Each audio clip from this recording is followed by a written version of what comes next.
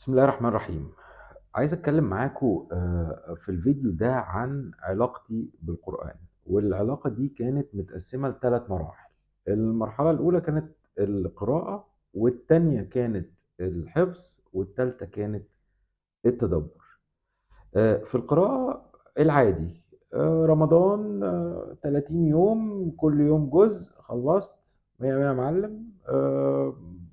بقيت أيام الأسبوع كده ممكن كل فين وفين صفحة، يوم الجمعة سورة الكهف.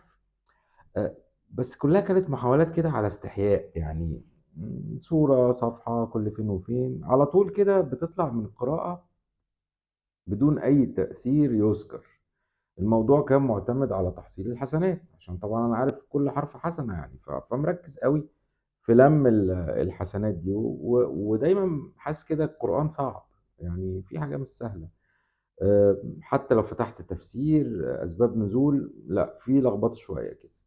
آآ فبما إني كنت باحس إن في حاجة ناقصة، فدخلت على المرحلة التانية، اللي هي مرحلة الحفظ. خدت القرار وبدأت أحفظ وحسيت باختلاف، يعني كلام ربنا أصبح محفوظ جوايا كده.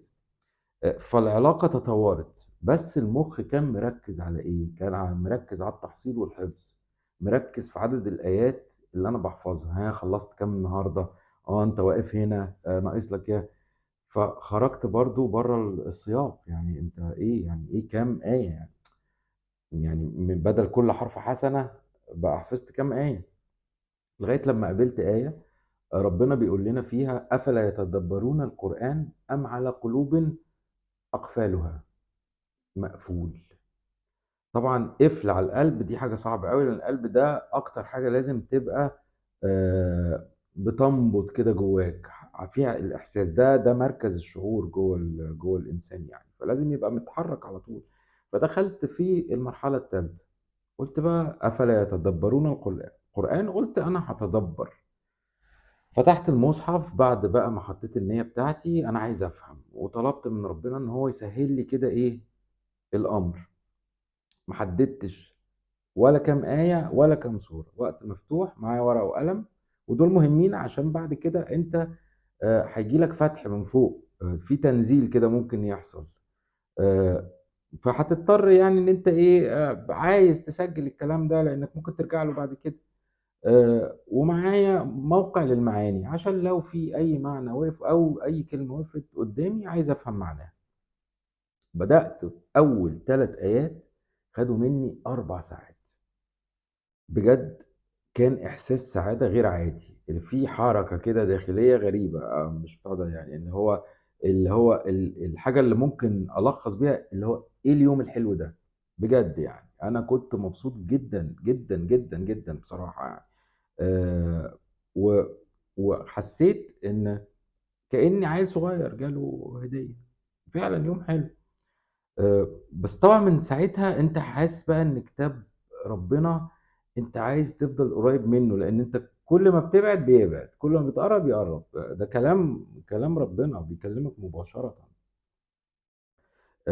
فطبعًا بتلاقي يعني إن أنت بسبب الإحساس ده أنت على طول عايز ترجع لكتاب ربنا، والتدبُّر هو الأكشن أو الفعل اللي أنت بتاخده بعد ما بتقرا، يعني أنت تقرا، تفهم، فهمت، قوم بقى اتحرّك ونفّذ الكلام اللي أنت فهمته ده، نفّذته هيفتح عليك في حاجات تانية.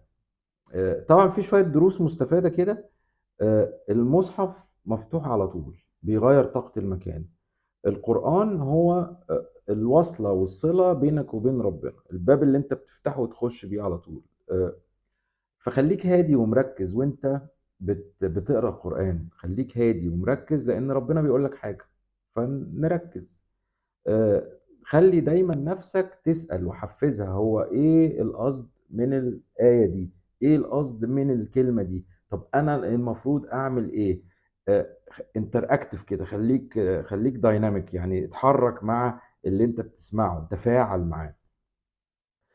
نَفْسك إمكانياتها عالية أوي، فلمّا بتذكر ربنا جوّه نَفْسك، نَفْسك دي بتوسع، بتكبر، بتجيب لك حاجات أنت لا تتخيّلها وبتبقى طوع إيدك، وأهم حاجة في الموضوع كُلّه إن أنت تتحكّم في نَفْسك يعني، والقرآن بيدّيك القدرة على السيطرة. آآ وأنت بتتدبّر لو قابلت آية بتتكلم على الجنة، أُقف وادعي ربنا يدخّلك الجنة، وافضل ادعي كده. قابلت آية بتتكلم عن النار، أُقف وادعي ربنا يبعدك عنها، وحرّك قلبك كده، تفاعل دايمًا مع الآيات، وكل آية على حسب الآية بقى، تفاعل معاها. آآ واستخدم نفس الطريقة دي طول ما أنت ماشي في القرآن. طبعًا الموضوع ما بيخلصش، في حاجات كتير جدًا، بس أنا مش هاقدر أغطي كل حاجة في الفيديو ده. بس كل اللي أقدر أقوله إن القرآن ده باب بتقدر تفتحه في أي وقت وتخش تتكلم مع ربنا من خلال كلامه. افتح الباب وادخل، فأنت مش عارف مكانك فين، عند ربنا أنت مش عارف أنت مكانك فين، بس افتح وشوف بنفسك، ويومكم جميل.